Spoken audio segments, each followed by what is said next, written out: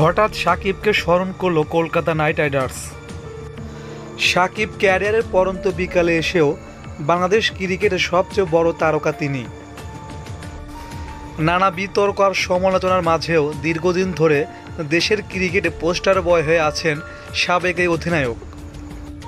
নিজের খেলাটাকে কেবল দেশের জার্সিতে সীমাবদ্ধ রাখেননি তিনি, দাপিয়ে বেরিয়েছেন বিশ্বের বিভিন্ন প্রান্তের ফ্রাঞ্চাইজি ক্রিকেট লিগেও। 2011 সাল থেকে আইপিএলের মঞ্চে বাংলাদেশের প্রতিনিধি হয়েছিলেন সাকিব আল হাসান।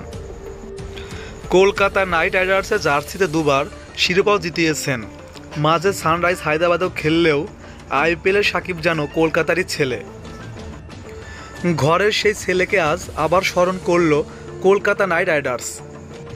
নিজেদের হয়ে খেলতে না, মূলত সাকিবের আইপিএল অভিষেকের দিনকেই ছবি দিয়ে মনে করিয়েছে দুবারের আইপিএল বিজয়ীরা। সাকিবের দুই ছবি কোলাজ করে তারা লিখেছে, যেখানে আমরা আমাদের সাকিব দাকে পেয়েছিলাম। নিচে ইংরেজিতে লেখা 2011 সালে এই দিনে বেগুনিয়ার সোনালী জার্সিতে সাকিব আল হাসানের অভিষেক হয়েছিল।